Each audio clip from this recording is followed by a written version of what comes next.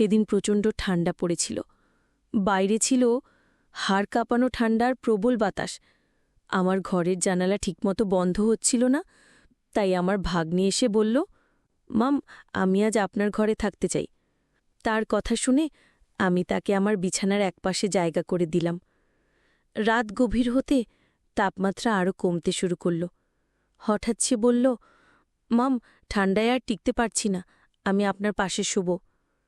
আমি কিছু না ভেবে তাকে পাশে জায়গা দিলাম।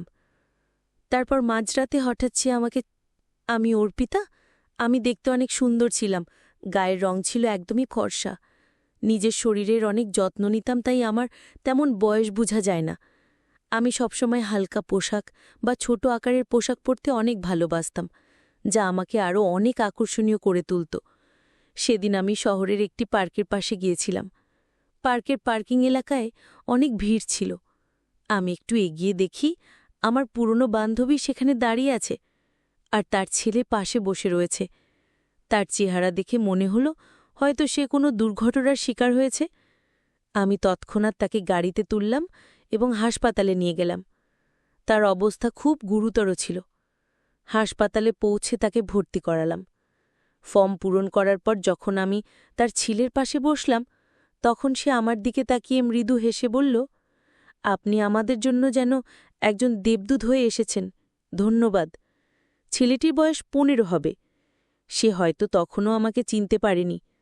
আমি তাকে বললাম, আমি তোমার মায়ের পুরনো বন্ধু। আমার এই কথা শুনে সে একটু স্বস্তি পেল। এরপর আমি তাদের পাশে থেকে যতটা সম্ভব সাহায্য করার চেষ্টা করলাম। সেদিনের সেই মুহূর্ত আমার জীবনে খুবই স্মরণীয় হয়ে থাকবে। এটা আমাকে আরও একবার মনে করিয়ে দিয়েছে জীবন কতটা অনিশ্চিত, আর সাহায্যের হাত বাড়িয়ে দেওয়া কতটা জরুরি। আমার নাম ঈশান। আমি সেদিন তোমার সঙ্গে দেখা করতে যাচ্ছিলাম, কিন্তু পথে একটি মর্মান্তিক ঘটনা ঘটে গেল। আমার বান্ধবীর ছেলে বলল, হাসপাতালে পৌঁছে যখন তোমার মায়ের খবর জানতে চাইলাম, তখন তুমি ভয় আর অশ্রুতে ভেঙে পড়েছিলে। আমাকে জড়িয়ে ধরে তুমি কাপা গলায় বলেছিলে, মাম, মা তো ঠিক হয়ে যাবেন, তাই না? ডাক্তাররা তোমাকে ভেতরে নিয়ে গেল কেন? মায়ের কিছু হবে না তো? তার এই প্রশ্নগুলো যেন আমার হৃদয়কে বিদ্ধ করছিল। আমি তার মাথায় হাত রেখে বললাম, চিন্তা করো না, আমরা সবাই তোমার মায়ের পাশে আছি, কিচ্ছু হবে না। আমার কথা শুনে সে একটু শান্ত হল। কিছুক্ষণ পর ডাক্তার বাইরে এলেন এবং আমাকে একান্তে তার কেবিনে ডেকে নিলেন। আমি আশঙ্কার সাথে তার কথা শুনছিলাম। ডাক্তার জানালেন তার মায়ের মাথায় আঘাত লেগেছে, আর সেই আঘাতের কারণে তিনি কোমায় চলে গেছেন। তার কথা শুনে আমি স্তব্ধ হয়ে গিয়েছিলাম। ডাক্তার আমাকে জানালেন যে আমার বন্ধু বৈশালীকে পুরোপুরি সুস্থ হতে সময় লাগবে কয়েক দিন, কয়েক মাস বা এমনকি কয়েক বছরও। তার অবস্থার গুরুত্ব বিবেচনা করে তাকে আইসিইউতে রাখা হয়েছে। ডাক্তারদের কথা শোনার পর আমি বাইরে এসে বৈশালীর ছেলের সঙ্গে কথা বললাম। তাকে বললাম, ডাক্তার বলেছেন তোমার মায়ের চিকিৎসা চলবে, আর তাকে কিছুদিন হাসপাতালে থাকতে হবে। আমার কথা শুনে সে উদ্বিগ্ন হয়ে বলল, তাহলে আমি কোথায় থাকব? মা যদি এখানে থাকেন, আমি একা কিভাবে থাকব? আমি তাকে আশ্বস্ত করে বললাম, তুমি চিন্তা করো না, যতদিন তোমার মা সুস্থ না হন তুমি আমার সঙ্গেই থাকবে। তোমার মায়ের জন্য হাসপাতালের সমস্ত দায়িত্ব আমি নেব, কারণ সে আমার খুব কাছের একজন বন্ধু। এরপর আমি জানতে চাইলাম, তোমার বাবার কথা কি ভাবছ? তিনি কোথায় আছেন? সে মাথা নিচু করে বলল, মায়ের সঙ্গে বাবার ঝগড়া হয়েছিল, তারপরে মা রাগ করে আমাকে নিয়ে এখানে চলে এসেছিলেন। আমি বাবার কাছে ফিরে যেতে পারবো না, কারণ তার কাজ বাইরে, আর তিনি এখন কোন গ্রামে আছেন তাও জানি না। এমনকি আমি নিজেও তার সঙ্গে দূরত্ব বজায় রেখেছি। হয়তো তিনি আমার ওপর রাগ করেছেন। আমি তাকে বললাম, তুমি এসব নিয়ে চিন্তা করো না, যতদিন তোমার মা সুস্থ না হন তুমি আমার সঙ্গেই থাকবে, আমরা একসঙ্গে সবকিছু সামলাব।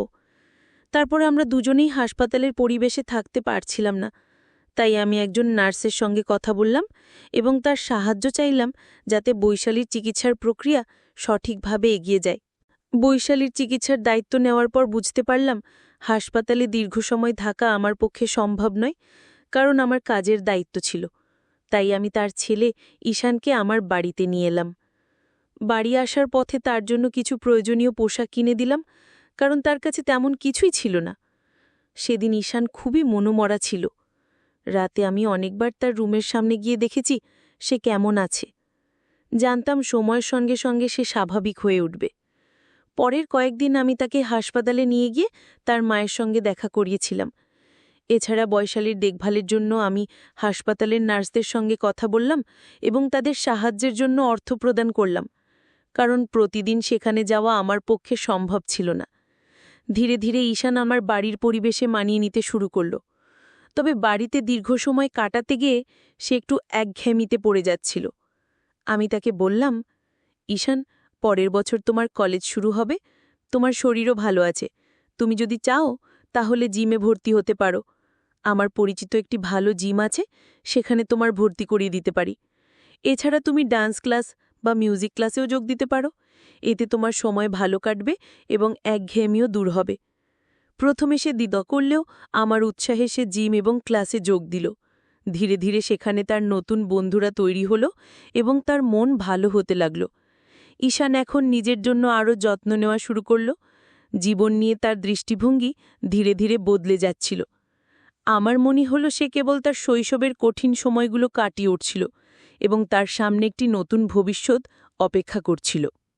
ঈশান ধীরে ধীরে আমার জীবনে একটি গুরুত্বপূর্ণ অংশ হয়ে উঠছিল। সে শুধু আমার কথা শুনত না, আমার প্রতিটি কাজেও সাহায্য করত। আমি দেখলাম জিমে যাওয়ার জন্য তার শরীরের সঠিক যত্ন নেওয়া খুবই জরুরি। তাই আমি প্রতিদিন তার জন্য পুষ্টিকর খাবারের ব্যবস্থা করতাম। এক রাতে আমি ঈশানের ঘরে দুধ নিয়ে যাচ্ছিলাম। হঠাৎ দরজার সামনে আমার পা পিছলে গেল এবং আমি মেঝেতে পড়ে গেলাম। ঈশান দ্রুত ছুটে এলো।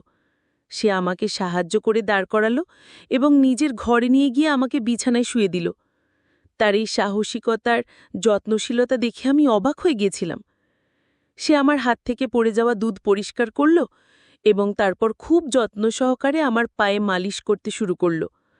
আমি তার দিকে তাকিয়েছিলাম। একটি ১৫ বছরের ছেলের মধ্যে এতটা পরিপক্কতা আমি কখনো ভাবিনি। আমার বয়স তখন ৩২। জীবনে এমন একজন মানুষ আগে কখনো দেখিনি যে এতটা যত্নশীল আর দায়িত্বশীল। ঈশান তার বয়সের তুলনায় অনেক বেশি পরিণত ছিল। তার কাজ করার ধরন, তার দায়িত্ববোধ সবকিছুতেই একটা বিশেষত্ব ছিল। পায়ে মালিশ করার সময় আমি মৃদু হেসে বললাম, ঈশান, আমি তো তোকে সবসময় ছোট মনে করতাম, কিন্তু আজ তুই প্রমাণ করলি যে তুই কতটা দায়িত্ববান। তোর এই পরিত্যক্ত আচরণ আমাকে সত্যিই অবাক করেছে। সেদিন আমি প্রথম বুঝলাম, মানুষের বয়স নয়, তার মন আর কাজ করার দক্ষতাই তাকে আলাদা করে তোলে। ঈশানের এই যত্নশীলতা আমার জীবনের নতুন সম্পর্কের ভিত্তি তৈরি করল, যা শুধুই বিশ্বাস আর পারস্পরিক সম্মানের ওপর দাঁড়িয়েছিল। ঈশান ধীরে ধীরে তার জীবনকে নতুন পথে নিয়ে যাচ্ছিল। তার জিমে যাওয়া আর নিয়মিত পুষ্টিকর খাবার গ্রহণের ফলে সে শরীরের শক্তি আর মনে আত্মবিশ্বাস অর্জন করছিল। একদিন মজা করে আমি তাকে বললাম, ঈশান, এত শক্তি তোর কোথা থেকে আসে? তুই কি খাস যে এত তাড়াতাড়ি এত শক্তিশালী হয়ে গেছিস? সে হেসে বলল, মাম, আমি এখন আর ছোট নেই, আমি বড় হয়ে গেছি। তুমি এবং আমার মাকে যেভাবে সাহায্য করেছেন তার জন্য আমি তোমার কাছে চিরকৃতজ্ঞ। আমি এখন তোমার জন্য কিছু করতে চাই। তার এই কথাগুলো আমাকে স্পর্শ করল। ঈশান তার কৃতজ্ঞতা প্রকাশ করার পাশাপাশি আমাকে সম্মানও করছিল। এরপর সে আমাকে বলল, মাম, যদি তোমার আপত্তি না থাকে আমি রাতে তোমার ঘরে থাকতে পারি? যদি তোমার কোনো সাহায্যের প্রয়োজন হয় আমি পাশে থাকব। ঈশান সত্যিই খুব যত্নশীল আর সাহায্যপ্রবণ ছিলে। আমি তার প্রস্তাবে সম্মতি দিলাম। বাড়িতে আমি একাই থাকতাম, তাই আরামের জন্য হালকা পোশাক পরার অভ্যাস ছিল। ঈশান বাড়িতে থাকার সময়ও আমি আমার স্বাভাবিক অভ্যাসে কোনো পরিবর্তন আনিনি। রাতে ঈশান মৃদুস্বরে বলল, মাম, আমাদের জিম ক্লাসে অনেক মেয়ে আসে যারা স্টাইলিশ পোশাক পরে, কিন্তু আমি কখনো তাদের নিয়ে তেমন কিছু ভাবিনি, কারণ তারা তোমার থেকে তুলনামূলকভাবে কম সুন্দর মনে হয়। তুমি সত্যি খুব সুন্দর। তোমার পরা পোশাক সবসময় তোমার ব্যক্তিত্বকে আরও আকর্ষণীয় করে তোলে। তার এই সোজাসাপটা এবং প্রশংসাসূচক কথা শুনে আমি মৃদু হেসে বললাম, তোর কথা শুনে ভালো লাগলো ঈশান। সেদিন আমি বুঝলাম ঈশান শুধু শারীরিকভাবে নয়, মানসিকভাবেও অনেক পরিণত হয়েছে। তার এই প্রশংসা এবং কৃতজ্ঞতার অনুভূতি আমাদের সম্পর্ককে আরও গভীর ও বিশ্বাসভিত্তিক করে তুলল। একদিন সন্ধ্যায় ঈশান আমার কাছে এসে বলল, মাম, তুমি আমার জন্য যা করেছ তার জন্য আমি সত্যি কৃতজ্ঞ। আমি মৃদু হেসে তার মাথায় হাত বুলিয়ে বললাম, তুই এত প্রশংসা করিস না, এখন ঘুমিয়ে পড়, সকালে তোকে ক্লাসে যেতে হবে আর আমাকে অফিসে। ঈশান মিষ্টি হেসে আমাকে জড়িয়ে ধরে বলল, ধন্যবাদ মাম। তার এই আলিঙ্গনে ছিল গভীর কৃতজ্ঞতা। আমি তার এই অনুভূতিতে মুগ্ধ হলাম, কিন্তু আমার মনে হলো এটা শুধুই তার ভালোবাসার যত্নের বহিঃপ্রকাশ। পরের দিন সকালে আমি অফিস যাওয়ার আগে ঈশানকে তার ক্লাসে নামিয়ে দিলাম। সে সকালবেলায় ক্লাসে যেত আর বিকেলে জিমে। দিনগুলো এইভাবেই চলছিল, কিন্তু কয়েকদিনের মধ্যে আমি লক্ষ্য করলাম ঈশানের আচরণ কিছুটা বদলে গেছে। বিকেলে যখন আমি তাকে জিম থেকে আনতে যেতাম, তখন সে তার বন্ধুদের সঙ্গে কথা বলতো, কিন্তু আমাকে দেখার সময় তার চোখে একটু অস্বস্তি লক্ষ্য করতাম।